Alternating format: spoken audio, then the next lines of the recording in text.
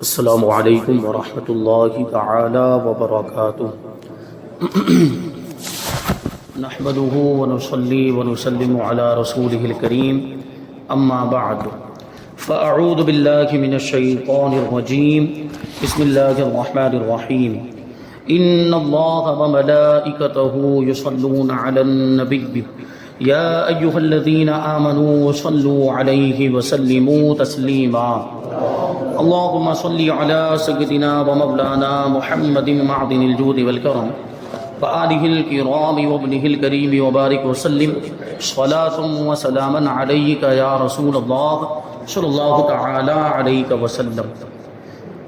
عزیزان ملت اسلامیہ، سورہ بقرہ آیت نمبر 87 کی تفسیر جاری ہے۔ اس میں ایک جز تھا وَأَيَّدْنَاهُ بِرُوحِ الْقُدُسِ۔ حضرت عیسیٰ علیہ السلام کے بارے میں اللہ تبارک و تعالی ارشاد فرماتا ہے کہ ہم نے پاک روح کے ذریعے اس کی مدد فرمائی، یعنی حضرت جبرائیل امین علیہ السلام کے ذریعے عیسیٰ علیہ السلام کی مدد فرمائی گئی۔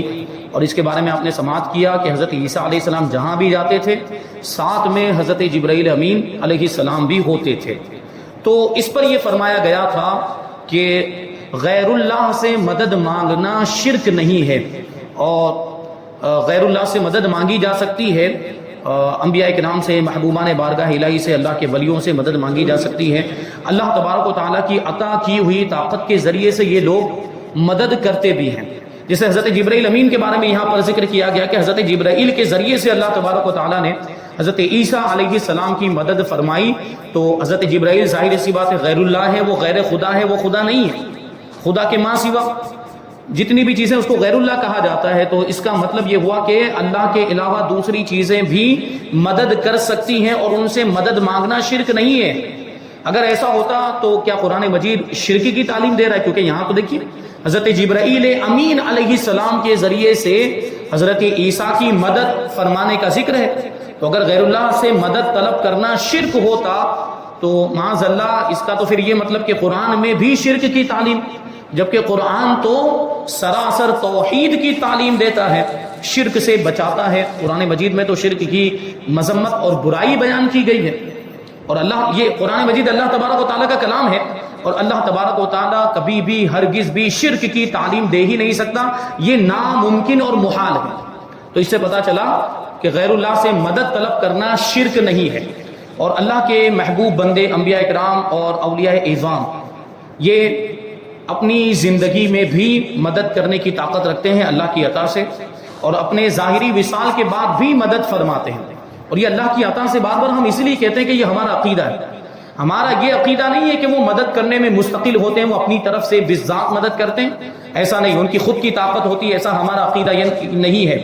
وہ جو مدد کرتے ہیں، مدد کرنے کی جو طاقت ہوتی ہے وہ اللہ کی دی ہوئی ہوتی ہے۔ تو یہ جو ہمارے مخالفین کہتے ہیں کہ زندوں سے مدد طلب کر سکتے ہیں لیکن مردوں سے مدد طلب کرنا شرک ہے، یہ فرق یہ کہاں سے لائے؟ ان سے پوچھا جائے تم نے یہ فرق کہاں پڑھا ہے، کہاں کسی کتاب کے اندر ہے؟ حوالہ دیا جائے کہ زندوں سے مدد طلب کرنا جائز ہے اور مردوں سے مدد طلب کرنا جائز نہیں ہے، یہ کون سی کتاب میں لکھا ہے؟ لیکن ایسی کتاب ہونی چاہیے جو ہمارے نزدیک بھی معتبر ہو، تمہارے نزدیک بھی معتبر ہو۔ تمہارے خود کے مولویوں کی لکھی ہوئی کتاب اور اس کا حوالہ دو، ہم نہیں مانیں گے۔ ایسے کسی بزرگ کی کتاب کا حوالہ ہمیں چاہیے جس میں یہ لکھا ہو کہ زندوں سے مدد طلب کرنا تو شرک نہیں ہے، مردوں سے مدد طلب کرنا شرک ہے۔ یہ فرق کہیں نہیں ملے گا بزرگوں کی کتابوں میں، ایسا کہیں بھی فرق نہیں۔ اور پھر عجیب بات ہے، مدد تو مدد ہوتی ہے، غیر اللہ کی مدد، اب وہ غیر اللہ زندہ ہو یا مردہ، مدد تو غیر اللہ کی ہوئی کہ نہیں ہوئی؟ تو اگر یہ مردوں سے مدد طلب کرنے کو شرک کہہ رہے ہیں تو وہ غیر اللہ ہے، مردہ بھی غیر اللہ ہے، اور زندے سے مدد طلب کر رہے ہیں تو زندہ بھی تو غیر اللہ ہے کہ نہیں؟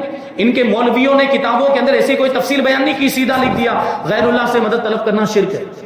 بہرحال ہم اس کو بھی ثابت کیے دیتے ہیں کہ ظاہری وصال کے بعد بھی اللہ کے ولی اور اللہ کے نبی مدد کرتے ہیں، اپنے مدد مانگنے والوں کی مدد کرتے ہیں، جو ان سے استعانت کرے، جو ان سے استمداد کرے، ان کی مدد کرنے پر یہ قادر ہوتے ہیں۔ اللہ تبارک و تعالیٰ ان کو قدرت دیتا ہے، بلکہ ظاہری زندگی کے مقابلے میں، ظاہری زندگی کے بنسبت، ظاہری طور پہ وصال فرما جانے کے بعد، یا یوں کہہ لیجئے کہ ہم جو اپنی زبان میں کہتے ہیں پردہ فرما جانے کے بعد، پردہ کر لینے کے بعد ان کی طاقت میں اور اضافہ ہو جاتا ہے۔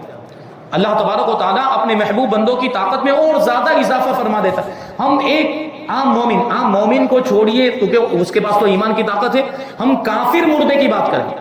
کافر مردے، کیونکہ حدیث میں مطلق مردے کے بارے میں یہ بیان کیا گیا ہے کہ جب لوگ دفن کر کے واپس ہوتے ہیں تو مردہ قبر کے اندر جو واپس اس کو دفن کر کے ان کے قدموں کی آہٹ کو بھی سنتا ہے، اور اس کی قبر پر جو لوگ بعد میں بھی اگر آتے ہیں تو آنے والوں کو جانتا پہچانتا بھی ہے، اور وہ کیا بات چیت کرتے ہیں، کیا پڑھتے ہیں، وہ ایصال ثواب وغیرہ کرتے ہیں، اس کو وہ سنتا بھی ہے مردہ.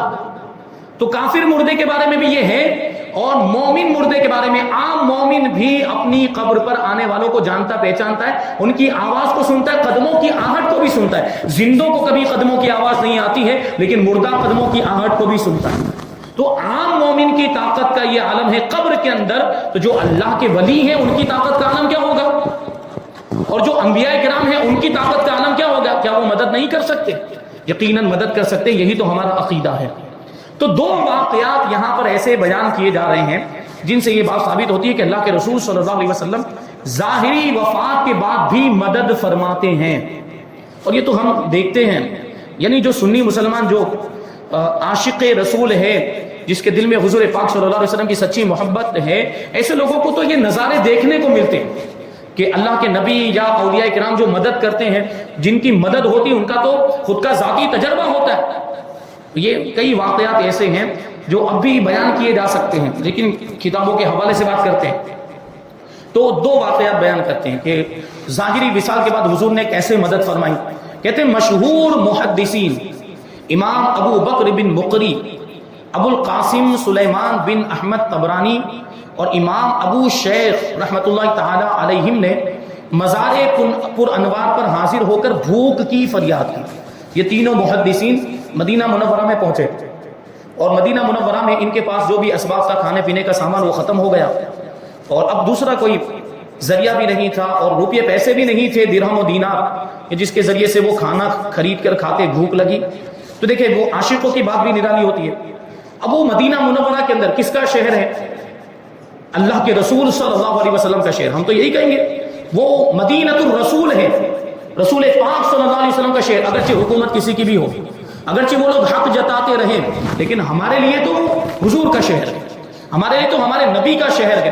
تو یہ عاشقوں کی بات ہوتی ہے، تو ان کے پاس جب کھانا ختم ہو گیا تو کسی ایرے غیرے کے پاس نہیں گئے کہ ہمیں کھانا دے دو، ہمیں بھوک لگی ہے. انہوں نے کیا کہا؟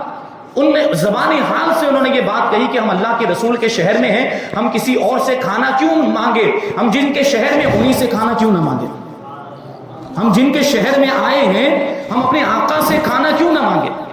تو یہ تینوں اصحاب، یہ دیکھیے کیسے عاشق رسول تھے. رسول کریم صلی اللہ علیہ وسلم کے روزے پر حاضر ہو گئے اور حضور پاک صلی اللہ علیہ وسلم کی بارگاہ میں اپنی ضرورت پیش کی کہ ہمیں بھوک لگی ہے، کھانے کی ضرورت ہے، کھانا موجود نہیں ہے، یا رسول اللہ کھانے کا انتظام فرما دیجئے. ان کا عقیدہ تھا، تبھی تو گئے.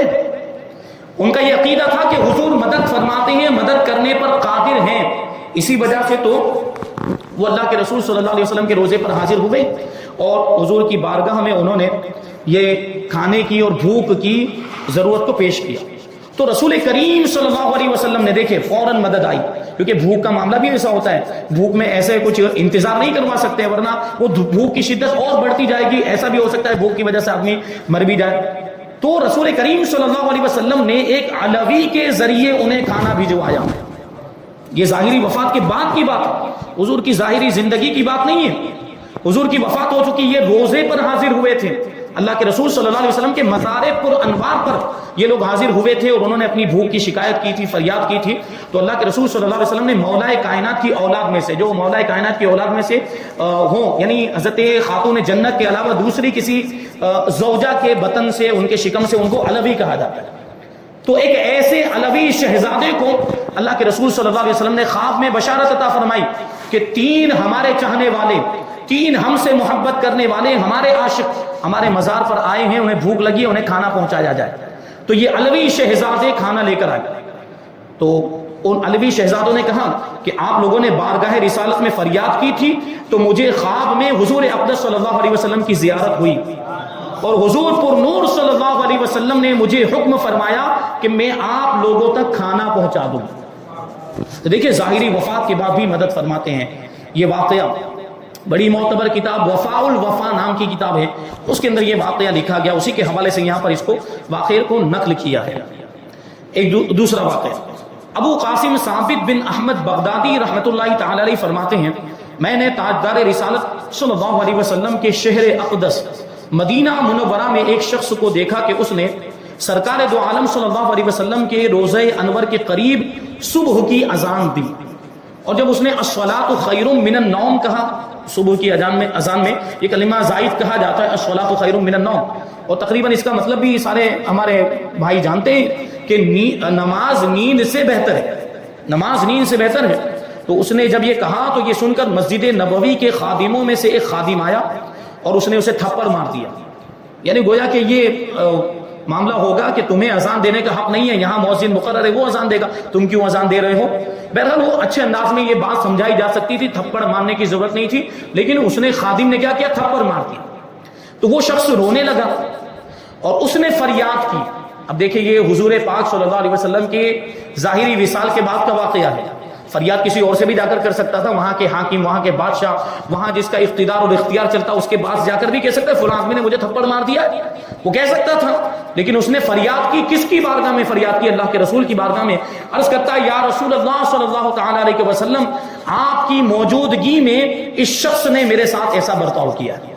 حضور کی بارگاہ میں عرض کرتا ہے، اس کی فریاد جیسے ہی ختم ہوئی، اس کے الفاظ، اس کے کلمات، اس کے جملے جیسے ہی ختم ہوئے تو اس خادم پر فالج گرا، یعنی لقوہ لگ گیا، پیرالائز ہو گیا، اور لوگ اسے اٹھا کر اس کے گھر لے گئے، اور 3 دن کے بعد وہ خادم مر گیا۔ اس نے فریاد اللہ کے رسول کی بارگاہ میں کی تھی۔ یاد رہے علامہ نور الدین علی بن احمد سمہودی رحمۃ اللہ تعالی علیہ نے اپنی مشہور کتاب وفاء الوفا باخبار دار المصطفیٰ، جو ابھی میں نے نام بتایا تھا، اس کے چوتھے حصے میں صحابہ کرام رضی اللہ تعالی عنہم اور اولیاء اعظام رحمۃ اللہ تعالی علیہم کے ایسے کئی واقعات بیان فرمائے ہیں جن میں یہ ذکر ہے کہ انہوں نے سید المرسلین صلی اللہ علیہ وسلم کے روزہ انور پر حاضر ہو کر اپنی حاجت بیان کی، اور رسول کریم صلی اللہ علیہ وسلم نے ان کی مدد کرتے ہوئے ان کی حاجت پوری بھی فرما دی۔ ایسے کئی واقعات اس کتاب کے اندر لکھے ہیں۔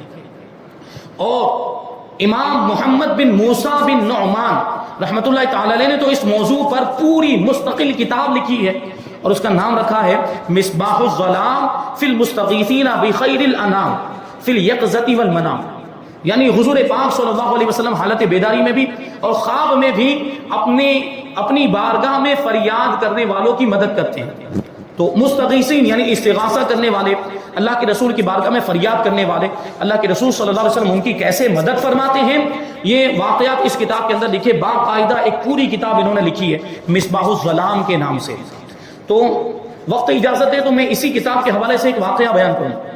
میں نے جو رمضان المبارک میں 21ویں شب میں مولا کائنات شیر خدا حضرت علی مرتضیٰ کرم اللہ وجہہ الکریم کے یوم شہادت کی مناسبت سے جو بیان ہوا تھا، اس میں وہ واقعہ میں نے بیان کیا تھا، وہ اسی کتاب کے حوالے سے مصباح الظلام فی المستغیثین بخیر الانام، جس کو لکھا ہے امام محمد بن موسیٰ بن نعمان، انہوں نے یہ کتاب لکھی ہے۔ اس میں یہ واقعہ بڑا ہی پیارا واقعہ، بڑا سبق آموز واقعہ ہے۔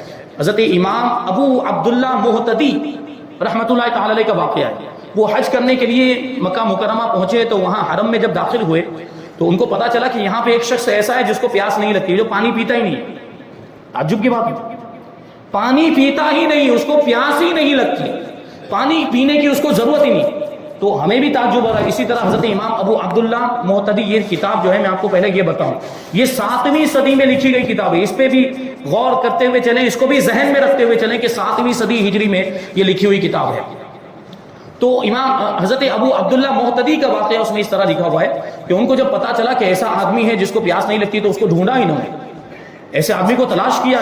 ہم کو بھی اگر کسی ایسے آدمی کے بارے میں پتا چلے گا ہم اس کو دیکھنے جائیں گے کہ نہیں جائیں گے، اس کے بارے میں معلومات حاصل کریں گے، بھائی کیوں، وجہ کیا ہے، پیاس کیوں نہیں لگتی، پانی کیوں نہیں پیتا۔ تو حضرت ابو عبداللہ محتدی بھی اس کو ڈھونڈتے ہوئے، تلاش کرتے ہوئے آخرکار اس تک پہنچ گئے اور اس کو وجہ پوچھی کہ یہ تم کو پیاس نہیں لگتی، پانی نہیں پیتے، تو اس کی وجہ کیا ہے؟ تو اس نے جواب دیا کہ اس کے پیچھے ایک واقعہ ہے۔ تو حضرت ابو عبداللہ محتدی کہتے ہیں بیان کرو واقعہ، ہم جاننا چاہتے ہیں۔ تو اس نے کہا کہ میں پہلے شیعہ فرقے سے تعلق رکھتا تھا، شیعہ فرقہ جو بد مذہب ہے، اور میرا تعلق اس فرقے سے تھا اور اس فرقے کا بنیادی عقیدہ کہ میں حضرت علی کو خلفائے ثلاثہ سے افضل سمجھتا تھا، حضرت ابو بکر، حضرت فاروق اعظم، حضرت عثمان غنی رضی اللہ عنہم سے افضل سمجھتا تھا۔ تو ایک رات میں نے خواب میں دیکھا کہ میدان قیامت قائم ہے، میدان محشر قائم، سارے لوگ اولین اور آخرین جمع ہیں اور پیاس کی شدت لگی ہوئی، پیاس کی شدت، سب کو شدت کے ساتھ پیاس لگی، مجھے بھی، اور شدید پیاس لگی ہوئی تھی۔ میں پانی تلاش کر رہا ہوں کہ کہیں سے پانی، العطش العطش، پیاس پیاس، پانی ڈھونڈ رہے تھے۔ تو وہ کہتا ہے کہ مجھے ایک حوض نظر آیا، حوض مطلب اللہ کے رسول صلی اللہ علیہ وسلم کا حوض، جس کو حوض کوثر کہا جاتا ہے۔ وہ آدمی بیان کرتا ہے کہ میں نے دیکھا کہ اس حوض کے ایک کنارے پر مولا کائنات شیر خدا رضی اللہ تعالیٰ عنہ تشریف فرما ہے، اور دوسرے کنارے پر سیدنا صدیق اکبر رضی اللہ تعالیٰ عنہ تشریف فرمائے، تیسرے پر کون ہوں گے؟ تیسرے پر فاروق اعظم رضی اللہ تعالیٰ عنہ، اور چوتھے پر حضرت عثمان غنی رضی اللہ تعالیٰ عنہ۔ یعنی حضور پاک، حوض کس کا ہے؟ یہ حضور پاک صلی اللہ علیہ وسلم کا حوض ہے۔ انا اعطیناک الکوثر، کہ بے شک ہم نے آپ کو کوثر عطا فرمایا۔ اس کی بہت ساری تفسیریں کی گئی ہے، اس میں سے ایک تفسیر یہ بھی ہے کہ آپ کو حوض کوثر عطا فرمایا۔ تو حوض کوثر کی شان یہ بھی ہے، آپ نے سنا ہوگا کہ ایک بار جو حوض کوثر کا پانی پی لے گا اسے کبھی بھی پیاس نہیں لگے گی۔ اور یہ بھی دیکھیں کہ وہ حوض کے چاروں کناروں پر حضور پاک صلی اللہ علیہ وسلم کے چاروں یار تشریف فرما ہوں گے۔ ایک کنارے پر حضرت علی، دوسرے کنارے پر فاروق اعظم، تیسرے کنارے پر حضرت سیدنا صدیق اکبر، اور چوتھے کنارے پر حضرت عثمان غنی رضی اللہ تعالی عنہ۔ تو اب ظاہر سی بات ہے، یہ تو شیعہ تھا، اس کا عقیدہ گمراہی والا عقیدہ تھا۔ تو اس نے کیا کیا؟ وہ کہتا ہے کہ مجھے تو چونکہ مولا کائنات سے سب سے زیادہ محبت تھی اور حضرت علی کو میں سب پر فضیلت دیتا تھا، سارے صحابہ پر فضیلت دیتا تھا، اس لیے میں سب سے پہلے حضرت علی کے پاس ہی گیا پانی مانگنے کے لیے، پیاس لگی تھی۔ میں نے حضرت علی رضی اللہ تعالیٰ عنہ کی بارگاہ میں اپنی پیاس کی شکایت کی، فریاد کی کہ مجھے پانی پلایا جائے، حوض کوثر سے پانی پلایا جائے۔ وہ کہتا ہے کہ حضرت علی رضی اللہ تعالیٰ عنہ نے پانی پلانے سے انکار کر دیا، اور اتنا نہیں، مجھ سے منہ بھی پھیر لیا، مجھ سے اعراض فرمایا، منہ پھیر لیا۔ تو کہتے ہیں پیاس لگی، مجبوری، مرتا کیا نہیں کرتا۔ تو کہتے ہیں مجبوری میں اب میں گیا کس کے پاس؟ سیدنا صدیق اکبر رضی اللہ تعالیٰ عنہ کے پاس۔ انہوں نے بھی پانی نہیں پلایا، انہوں نے بھی منہ پھیر لیا۔ پھر میں حضرت فاروق اعظم رضی اللہ تعالیٰ عنہ کے پاس گیا، انہوں نے بھی پانی پلانے سے انکار کر دیا، اور انہوں نے بھی مجھ سے اعراض فرمایا۔ پھر میں حضرت عثمان غنی کے پاس گیا کہ تاکہ وہ مجھے پانی پلا دے، تو انہوں نے بھی پانی پلانے سے انکار کر دیا، اور انہوں نے بھی اعراض فرمایا، مجھ سے منہ پھیر لیا۔ اب سارے انسانوں کا آخری سہارا کون؟ سارے انسانوں کا آخری سہارا کون ہے؟ حضور پاک صلی اللہ علیہ وسلم۔ وہ شخص بیان کرتا ہے کہ یہ چاروں اصحاب کی بارگاہ سے مجھے خالی ہاتھ لوٹنا پڑا، کسی نے مجھے پانی نہیں پلایا، مجھے اللہ کے رسول صلی اللہ علیہ وسلم نظر آئے۔ تو میں اللہ کے رسول صلی اللہ علیہ وسلم کی بارگاہ میں حاضر ہوا، اپنا پورا ماجرا بیان کیا۔ میں نے یہ عرض کیا کہ میں حضرت علی سے محبت کرتا ہوں، ان کی بارگاہ میں پانی حاصل کرنے کے لیے پہنچا تھا، میں نے ان سے پانی مانگا تو انہوں نے پانی پلانے سے انکار کر دیا اور مجھ سے منہ پھیر لیا۔ تو اللہ کے رسول صلی اللہ علیہ وسلم نے ارشاد فرمایا کہ علی اس کو کیسے پانی پلا سکتے ہیں جو میرے صحابہ کی شان میں گستاخی کرتا ہے؟ سمجھنے والی بات ہے، علی اس کو کیسے پانی پلا سکتے ہیں جو میرے صحابہ سے محبت نہیں کرتا ہے، جو میرے صحابہ سے عداوت رکھتا ہے؟ علی اس کو پانی پلا ہی نہیں سکتے، اس لیے علی نے تم کو پانی نہیں پلایا۔ تو وہ کہتا ہے کہ مجھے اپنے عقیدے کی خرابی سمجھ میں آ گئی کہ میرا عقیدہ خراب ہے، میں نے فوراً، بڑا غنیمت موقع تھا، میں نے فوراً اللہ کے رسول صلی اللہ علیہ وسلم کے دست مبارک پر اپنے غلط عقیدے سے توبہ کی۔ اللہ کے رسول صلی اللہ علیہ وسلم کے دست مبارک پر اپنے، یہ مصباح الظلام اسی کتاب کے اندر، یہ آپ دیکھیں 7ویں صدی ہجری کے اندر کتاب لکھی گئی ہے، اور امام محمد بن موسیٰ بن نعمان رحمۃ اللہ تعالی علیہ اس کے مصنف ہیں، انہوں نے یہ واقعہ لکھا ہے۔ وہ کہتا ہے کہ میں نے فوراً اللہ کے رسول صلی اللہ علیہ وسلم کے دستے مبارک پر اپنے غلط عقیدے سے توبہ کی۔ اس کے بعد کیا ہوا؟ اللہ کے رسول صلی اللہ علیہ وسلم نے اپنے دستے مبارک سے حوض کوثر کا جام بھر کے مجھے پلایا۔ ایک وہ دن تھا اور ایک آج کا دن ہے، مجھے کبھی پیاس نہیں لگتی ہے، پانی پینے کی ضرورت ہی نہیں پڑتی۔ تو پتہ کیا چلا کہ جو مولا کائنات کو خلفائے ثلاثہ سے افضل کہتا ہے، جو تفضیلی ہے، مولا کائنات خود بھی اس سے ناراض ہے، مولا کائنات خود بھی اس سے ناراض ہے۔ اب یہ اس طرح کے واقعات ہم بیان کرتے ہیں تو یہ جرت کرتے ہیں اس طرح کی کہ جو بھی اس طرح کی بات کرتا ہے وہ خارجی ہے، وہ ناصبی ہے۔ اب یہ مصنف علیہ رحمہ 7ویں صدی ہجری سے تعلق رکھتے ہیں، کیا ان کو بھی خارجی کہا جائے گا یا کیا ان کو بھی ناصبی کہا جائے گا؟ یہ اتنی معتبر کتاب مصباح الظلام، اس کے اندر یہ واقعہ لکھا گیا ہے۔ تو بہرحال انہوں نے اپنے عقیدے سے توبہ کو، صرف اتنا ہی نہیں، پھر وہ اپنے گھر واپس آئے اور اپنے گھر والوں کے سامنے اعلان کر کے کہا کہ میں نے اپنے باطل اور غلط عقیدے سے توبہ کر لی ہے، تم میں سے جو کوئی اگر عقیدہ اہل سنت و جماعت پر آ جاتا ہے، اپنے غلط عقیدے سے توبہ کر لیتا ہے، اس سے میں رشتہ رکھوں گا، اور جو اپنے پرانے غلط باطل عقیدے پر قائم رکھے گا، اس سے میرا جو قائم رہے گا اس سے میرا کوئی تعلق نہیں۔ انہوں نے یہ اعلان کیا۔ ظاہر سی بات ہے وہ خواب میں، اور پھر وہ ایسا خواب نہیں تھا، اللہ کے رسول صلی اللہ علیہ وسلم کو دیکھا، اور حضور نے کیا فرمایا کہ جس نے خواب میں مجھے دیکھا اس نے مجھے ہی دیکھا، کیونکہ شیطان میری شکل اختیار نہیں کر سکتا۔ شیطان کبھی خدا بن کے بھی آ جائے گا، کیونکہ خدا کو کسی نے دیکھا نہیں ہے ظاہری آنکھوں سے، تو وہ کچھ بھی بن کے آ جائے، ہمیں کیا پتا چلے گا؟ دھواں بن کے آ جاتا ہے، روشنی بن کے آ جاتا ہے، کچھ بھی بن کے آتا ہے، اور وہ ظاہر یہ کرنا چاہتا ہے کہ میں خدا ہوں۔ لیکن اللہ کے رسول صلی اللہ علیہ وسلم کو اگر کسی نے دیکھا تو اس نے حضور ہی کو دیکھا، کیونکہ شیطان حضور کی شکل اختیار نہیں کر سکتا۔ میں نے یہ بات اس سے پہلے عرض کی تھی، کیونکہ اللہ تبارک و تعالیٰ نے ہمارے آقا کو بے مثل و بے مثال پیدا فرمایا ہے۔ ہمارا عقیدہ امتناع النظیر کا ہے کہ اللہ کے رسول صلی اللہ علیہ وسلم سے پہلے اور حضور کے بعد نہ آپ کے جیسا کوئی ہوا، نہ کوئی ہو سکتا ہے، یہ محال ہے، ناممکن ہے۔ حضور کے جیسا دوسرا کوئی ہو ہی نہیں سکتا، بلکہ حضور کی شکل و صورت جیسی شکل و صورت کسی اور کی ہو ہی نہیں سکتی۔ تو شیطان کو بھی یہ اختیار نہیں دیا گیا، دوسرے پاور دیے گئے، دوسری طاقتیں اس کو دی گئی ہے، دوسرے اختیارات دیے گئے، لیکن یہ اختیار اس کو بھی نہیں ملا کہ اللہ کے رسول کی شکل و صورت اختیار کر لے۔ تو انہوں نے خواب میں حضور کو دیکھا، اور صرف اتنا ہی نہیں، دوسرا تجربہ ان کا کہ انہوں نے حضور کے دستے مبارک سے جام کوثر پیا۔ ایسا نہیں کہ خواب ہی میں اس کی تاثیر دیکھی ہو، انہوں نے اس خواب کے بعد اپنی ظاہری زندگی میں بھی اس کی تاثیر دیکھی کہ ان کو پیاس ہی نہیں لگتی تھی۔ تو یہ ہے اہل سنت و جماعت کا عقیدہ، کتنا مضبوط عقیدہ ہے۔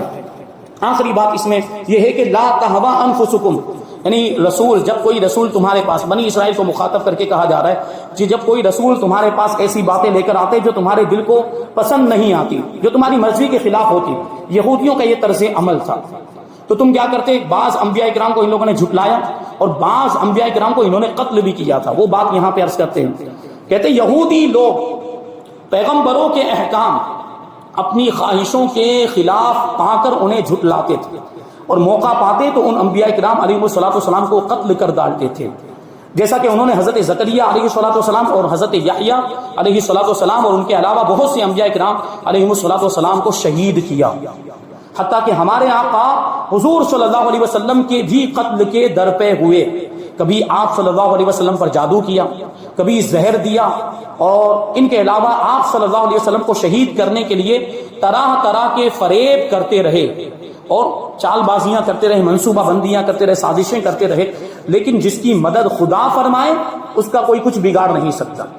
وہ جو شعر ہم پڑھتے ہیں نا کہ فانوس بن کے جس کی حفاظت ہوا کرے، فانوس بن کے جس کی حفاظت ہوا کرے، وہ شمع کیا بجھے جسے روشن خدا کرے۔ تو حضور کو ان لوگوں نے نقصان پہنچانے کی ہزاروں کوششیں کی، لیکن وہ ساری کوششوں میں ناکام ہو گئے، اور اللہ تبارک و تعالیٰ نے اپنے نور کو مکمل فرما دیا۔ آیت کریمہ یریدون لیطفئوا نور اللہ واللہ متم نورہ ولو کرہ الکافرون، کہ کفار چاہتے ہیں کہ اللہ کے نور کو پھونکے مار مار کر بجھا دیں، اللہ کے نور کو اپنے منہوں سے پھونک مار مار کر بجھا دیں، لیکن اللہ اپنے نور کو مکمل کرنے والا ہے۔